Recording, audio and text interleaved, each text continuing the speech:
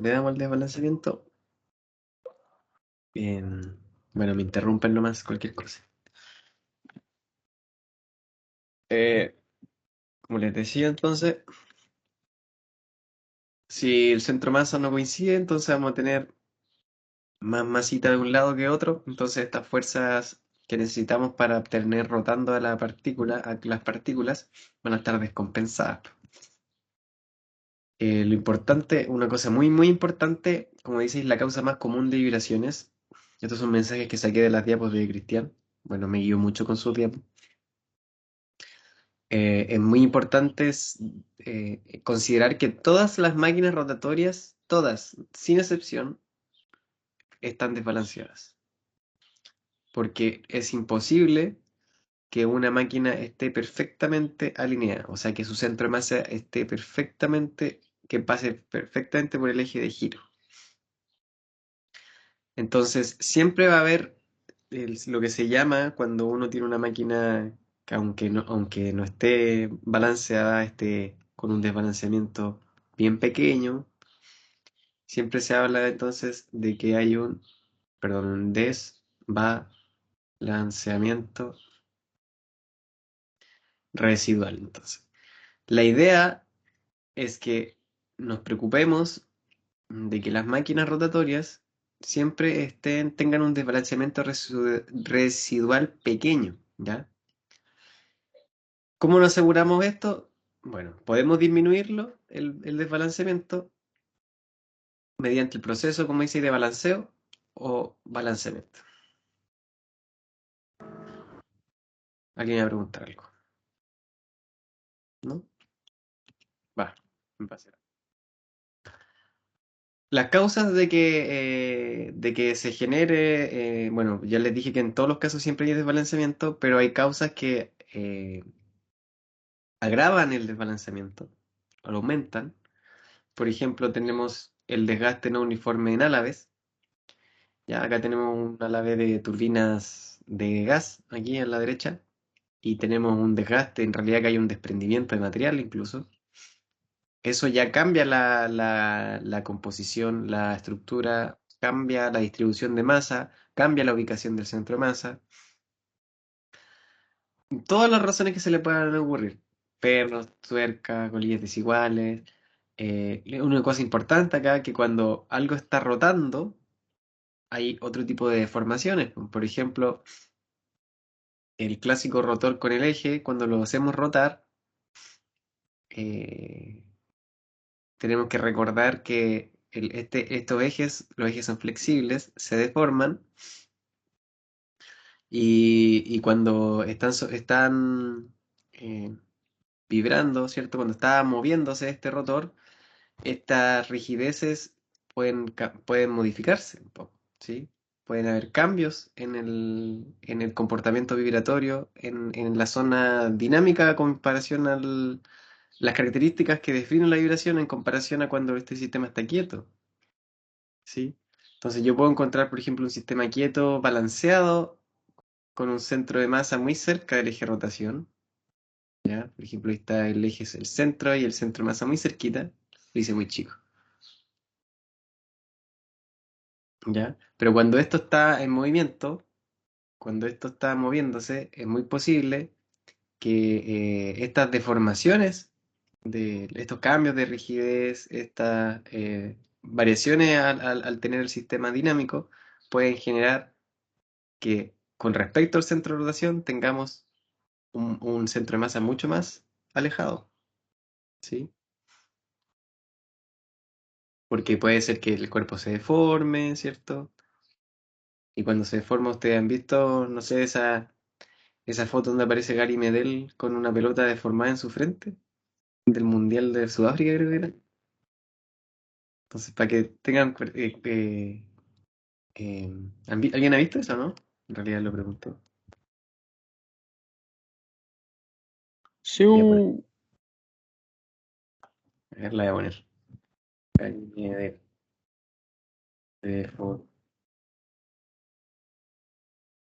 cabecea la pelota Yabulani. Ahí está.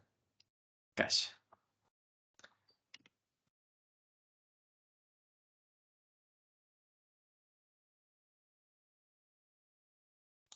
Tengo pegado el compu. Miren.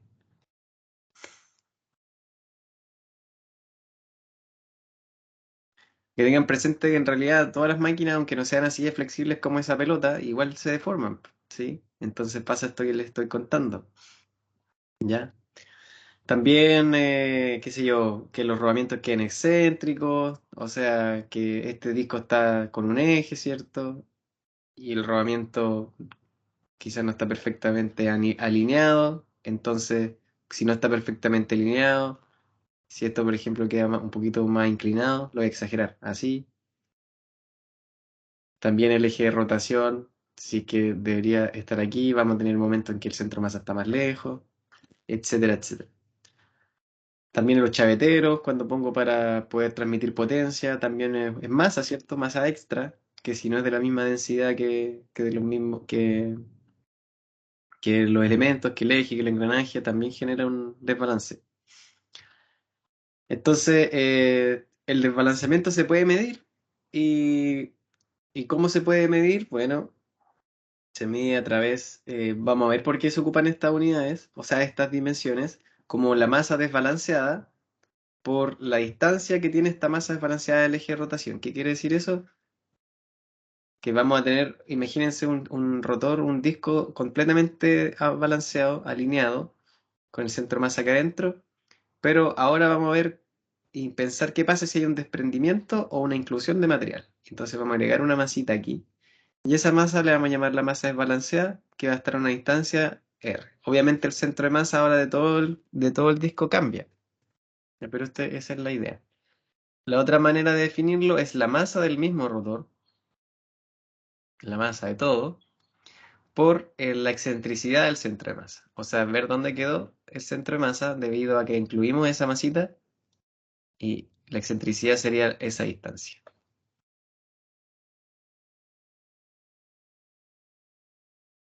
Generalmente trabajamos con la primera. Entonces, siempre como les anticipé antes, hay que tenemos que estar preocupados, preocupadas de balancear los rotores, de tener un valor bajo al desbalanceamiento, o sea, un desbalanceamiento residual bajo, y eso vamos a tener que el registro a partir de lo que nos diga el fabricante de la máquina y también recomendaciones de una norma. ¿Ya? En la asignatura de mantenimiento predictivo se enseña cómo analíticamente todas las ecuaciones para entender cómo se balancea un rotor, porque no es solamente un disco, imagínense que puede ser, que es un disco, un eje, pueden ser dos discos, ya pueden ser rotores complejos, es distinto a balancearlos estáticos que dinámicos, entonces harto hay que ver. Entonces, importante balancear porque si vamos a tener una fuerza extra, como dice aquí, entonces vamos a tener cargas adicionales sobre los elementos mecánicos. Y eso claramente no nos conviene. Mayor esfuerzo, etcétera. Entonces, para ver una modelación, que es como una de las cosas que vamos a ir ocupando en los ejercicios, para poder entender qué es una fuerza, qué es como una fuerza armónica, entonces vamos a modelarlo con el clásico rotor eh, que se describe con un eje flexible, este rotor así con un disco entre medio que está aquí fijo con rodamientos.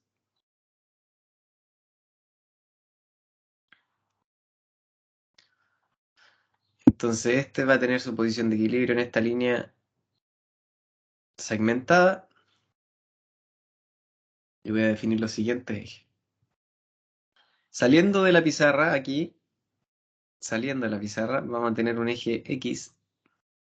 Bajando, vamos a tener un eje Y. Le voy a poner esas porque voy a ocupar el X y el Y para otras cosas. Y quiero que miren en ese disco que le voy a hacer un zoom. ¿Ya? Ese mismo disco.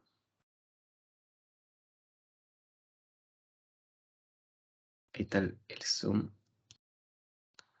Si bien su centro está aquí, y es donde está con la viga, ¿sí? Ahí está el centro. Vamos a suponer que vamos a tener el centro de masa corrido ahí, a una distancia r, perdón, la excentricidad. Entonces, si yo ahora miro eso de lado, si yo hago una vista así, una vista auxiliar,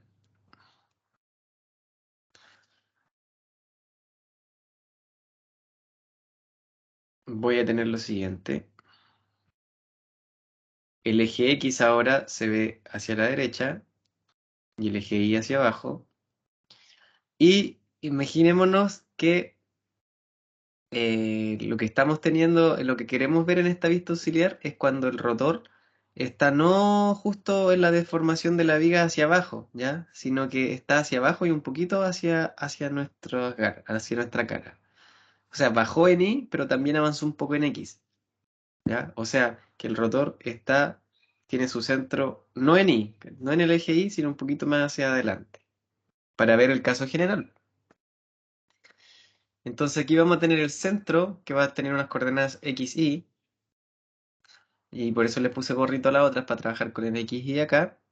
Y vamos a tener una excentricidad aquí, una distancia, ¿cierto? Al centro de masa, ¿ya? Entonces esa es la idea. Y entonces voy a completar. ¿Cómo voy a medir entonces el lugar donde está? Va a depender de la frecuencia que tenga, la velocidad de rotación. La velocidad de rotación le voy a poner omega. Entonces, ¿en qué lugar, en qué ángulo se encuentra con respecto el eje X o el eje Y? Va a depender del omega t. Yo lo voy a medir con respecto a Y. Si yo multiplico la velocidad por el tiempo, tengo el ángulo donde se encuentra esta línea. ¿Sí? Esta línea es la misma línea, para quien todavía no lo ve, que une este punto donde está aquí saliendo el eje X. Esta línea, a ver, con un color fuerte, como lo veo aquí, desde esa línea. Esa línea naranja, desde ese origen, desde ahí hasta acá, está llegando entonces desde el origen hasta el centro masa.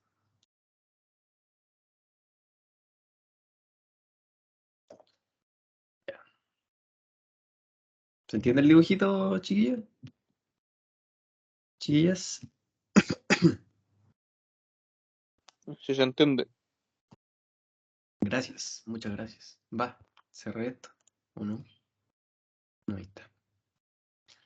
Entonces, lo que yo voy a escribir, como vieron el semestre pasado, las ecuaciones del movimiento simplemente. Vamos a tener que la sumatoria de fuerzas en el eje X tiene que ser igual a la masa del rotor, que no la puse aquí, que sería esta, m, por la aceleración del centro de masa, ¿sí? No es del centro, es del centro de masa. Entonces, la sumatoria que vamos a tener aquí, fíjense, vamos a identificar una rigidez equivalente como la rigidez de la viga, como hemos hecho en otro ejercicio, ¿sí? La rigidez de la viga en flexión. Entonces, si hay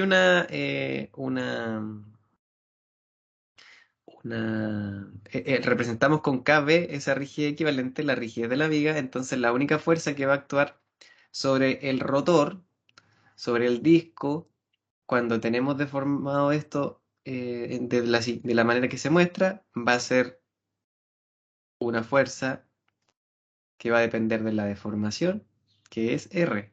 Todo esto. Eso. ¿Sí? ¿Por qué? Porque el resorte es la viga y la viga, ¿cuánto se está deformando? Se está deformando lo que se corre el centro del rotor. Y esa distancia, si la escribo como R, entonces vamos a tener que va a ser una fuerza K por R, pero en el eje X va a ser seno de omega t.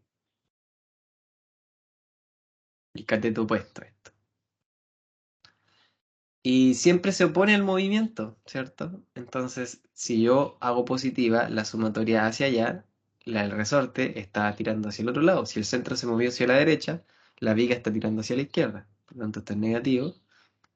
Mientras que la aceleración del centro de masa se puede escribir como la derivada, la segunda derivada en el tiempo de la deformación del centro de masa. Y la deformación del centro de masa sería lo que se movió el centro más E. Lo que se movió el centro es X y lo que se movió E, pero en el eje X, es E también seno de omega t. ¿Sí? Porque aquí igual yo puedo repetir el omega t. Entonces al derivar eso dos veces, llegamos a la expresión. Este queda aquí dos puntos, pero el otro, cuando derivo el seno dos veces, coseno menos seno y derivando dos veces el argumento, sale el omega dos veces. Entonces me queda E omega al cuadrado, bueno, m me falta aquí,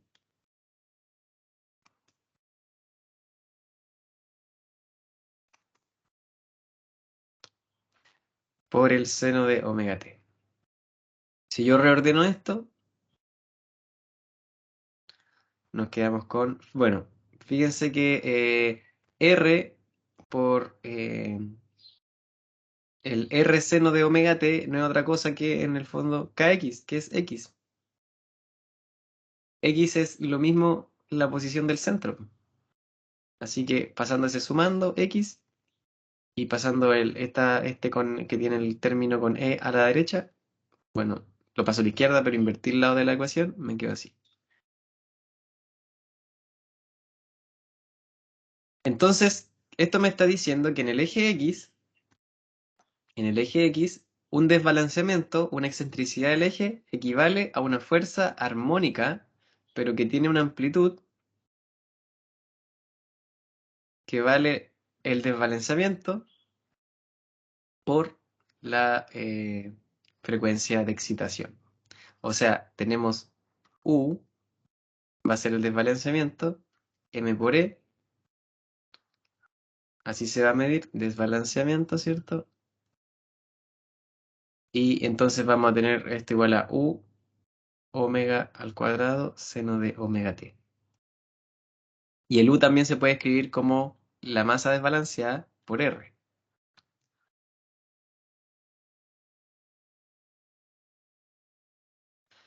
¿Qué es lo que sucede aquí? Esto es en el eje X, pero esto también va a suceder en el eje Y. Entonces, si análogamente yo lo hago en el eje Y, vamos a llegar a la expresión MI, vamos a llegar exactamente a la misma expresión, pero ahora va a ser U omega cuadrado por el coseno de omega. Que en el fondo es cosa de darse cuenta que el coseno es lo mismo que el seno, pero desfasado en 90 grados. O sea, lo que pasa en X va a pasar igual en Y, pero 90 grados de diferencia. Escrito nada en el chat. Entonces, en resumen, podemos considerar que un desbalanceamiento a partir de esta modelación es igual a una excitación de fuerza armónica, pero a diferencia de lo que habíamos visto antes, ¿eh? A diferencia de f de t, el clásico f0 seno de omega t, ahora la fuerza depende, perdón, la amplitud de la fuerza depende de la frecuencia de excitación.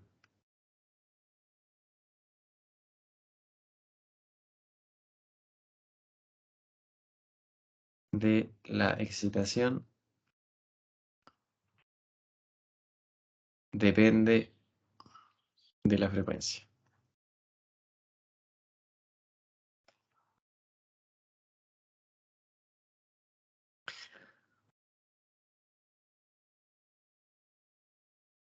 Yo voy a dejar otro espacio por si me falta, pero no me faltó. Entonces, si yo analizo la respuesta estacionaria, porque es una fuerza armónica, tenemos una fuerza armónica, si yo analizo eso, yo puedo ahora hacer el mismo gráfico que hicimos anteriormente, pero antes era x0 en función de omega, y teníamos algo así. Ahora, a diferencia de esto, ¿qué pasa? A valores, bueno, fíjense que la normalización aquí está hecha con la masa desbalanceada y el desbalanceamiento, perdón, no es la masa, no es la masa desbalanceada, esta es la masa de la máquina, ¿ya? Masa máquina. Debería cambiar la letra. Y ese sí es el desbalanceamiento. A diferencia de este caso, tenemos que esta fuerza, vamos a ponerle el nuevo FT del desbalanceamiento, va a ser U omega cuadrado seno de omega t. También puede tener una fase, ¿sí? Dependiendo de cómo yo lo tomo. Entonces vemos que cuando omega es cero, F es cero. ¿Ven? Entonces parte de cero. No era lo mismo que pasaba acá. Acá alguien me preguntó alguna vez en el caso anterior de fuerza armónica, ¿qué pasaba si omega era cero? ¿Cómo yo puedo decir que no vale cero si f de t era f0 seno de omega t más phi f? ¿Qué pasa, por ejemplo, si phi f es cero y omega es cero? Omega, perdón, es cero. ¿Cuánto vale f? ¿Por qué vale f0 partido k? En realidad, esta respuesta es a lo que converge la respuesta, ¿ya? Cuando yo voy a la gran expresión de x0, perdón, ¿por qué x0 vale eso? Cuando yo, esa gran expresión, esa raíz aquí, bla, bla, bla, cuando yo voy achicando omega, llegando a omega igual a cero, converge en esta expresión, ¿ya? Porque en realidad omega cero para este caso no tiene sentido, no es esta ecuación no tiene sentido, pero sí tiene sentido pensar que si no estamos analizando una armónica, entonces es una fuerza constante, ¿ya? Matemáticamente solo se puede interpretar a partir de que converge a eso, ¿ya?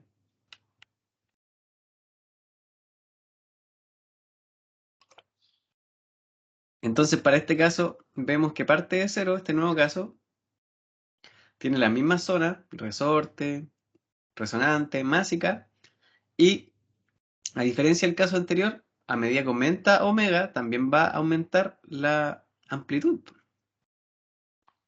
Pero lo que sí, como la respuesta estacionaria depende entonces de ahora u omega cuadrado partido k dividido la raíz, igual cuando aumento omega, aquí que está ahí,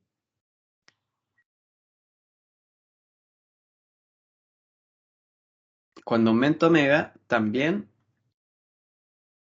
voy a hacer que baje x0. Entonces, ¿qué es lo que sucede? Si aumenta omega k al cuadrado y también aumenta acá dividiendo, entonces se puede ver que haciendo el límite, cuando omega tiende a infinito, que todas tienden a un valor constante. Y ese valor constante, que es S1 que está acá, es justamente U partido M. ¿Sí? O sea, x0 tiende al desbalanzamiento partido de la masa de la máquina. En realidad le podría poner M así. ¿Ya? Así que ojo ahí, esas serían como dice aquí, las diferencias. Tengan presente que es distinta la respuesta estacionaria debido a una fuerza armónica simple y ahora depende de la frecuencia de excitación. Eso, ¿alguna pregunta? ¿Tienen alguna pregunta, chiquillos? Chiquillas. Eso sería el desbalanceamiento.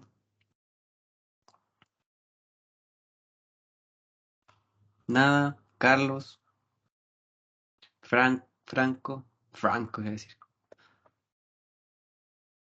Todo clarito, profe. Gracias, Franco. Y Carlos, te pillé. Estabas durmiendo. No, todo claro igual. Vale. CM, como dice ahí. Entonces, bueno, vamos a pegarnos aquí un saltito.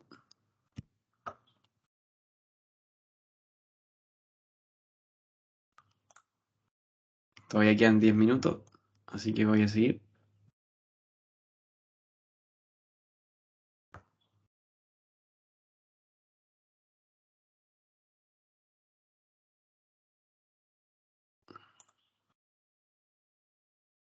Con la siguiente parte.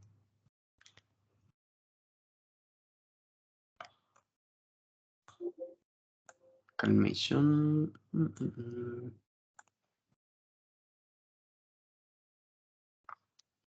Ya. Entonces, lo que vamos a ya estar viendo para la siguiente evaluación, esta no va a entrar, como les dije, en el certamen de la próxima semana, vamos a ver la función de respuesta en frecuencias. Entonces, recordemos lo que vimos del sistema lineal como una cajita donde hay entradas y salidas. Cuando tengo esta idea de entradas y salidas para un sistema mecánico, como masita equivalente, rigidez equivalente, amortiguamiento equivalente, yo a esta sé que va a vibrar dependiendo de todas las fuerzas que yo ejerza sobre este sistema. Entonces, desde esa perspectiva, las entradas van a ser fuerzas, fuerza 1, fuerza 2, etcétera. Y vamos a tener ciertas salidas. Y o sea, lo importante a recordar de un sistema lineal es que yo puedo encontrar la respuesta total,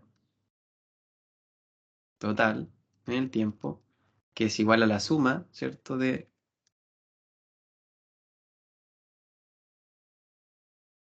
las respuestas, y yo puedo encontrar cada una de sus respuestas por separado. Ese es el principio de superposición. O sea, yo puedo analizar solo la fuerza 1, encontrar la respuesta 1, solo la fuerza 2, encontrar la respuesta 2, solo la fuerza n, encontrar la respuesta n y después sumarlas. Ese es el principio de superposición.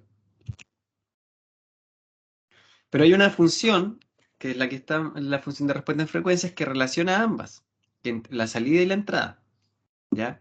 Y esta función se define, que tiene una magnitud y fase. Y esta función se define como HF. ¿Por qué F? Porque va a depender de la frecuencia, ¿ya? ¿Qué quiere decir esto? Porque vamos a relacionar, como dice ahí abajo, relacionará la salida o respuesta estacionaria con la entrada o excitación de características armónicas. Entonces, todas estas fuerzas que están anotadas acá, ¿qué pasa si esta tiene la forma F01 seno de omega 1t más phi F1? Y así la otra vamos a tener respuestas de la misma manera. X01 seno de omega t, 1t más phi x1.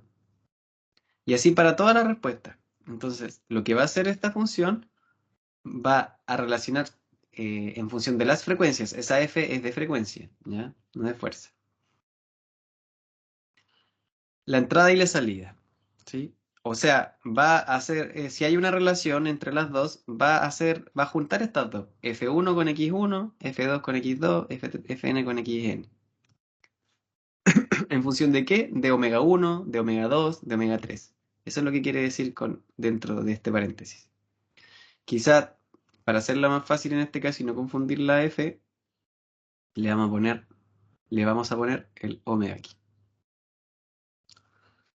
Entonces es una relación entre la salida partido la entrada. Y tiene, como dice ahí, magnitud y fase.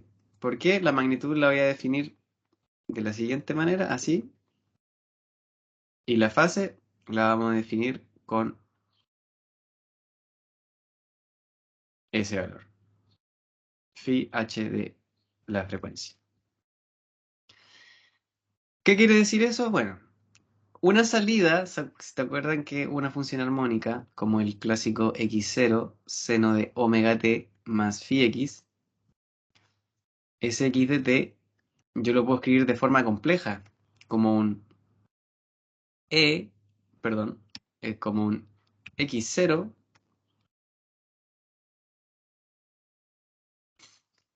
como un x0 por un e elevado a j omega t, y cuando tiene fase en realidad es otro e j phi x. Estas son las formas complejas que analizamos cuando teníamos los vectores rotatorios, ¿sí? Un vector de amplitud x0 y que esto e significa que aquí está la referencia, ahí estaría el phi x, y aquí el otro pedacito estaría el omega t. Ese vector rotatorio va generando la onda en el tiempo. Entonces la idea de esto, si yo tengo una salida que tiene una amplitud, un x0, ¿cierto? Vamos a ponerle así, una amplitud, por un e j omega t, por un e j, ahora vamos a tener aquí la fase de la salida, como el phi x, y aquí vamos a tener lo mismo de la entrada, e j omega t, e j. Ven acá, es súper importante ya ver desde de la partida que estamos suponiendo aquí que la entrada y la salida tienen la misma frecuencia. Por eso es relacionar la respuesta estacionaria con la entrada o excitación de características armónicas. Entonces aquí se ve que nos quedamos con la amplitud de cada una y que es justamente lo que conforma la amplitud de la función respuesta. Ahí le puse F.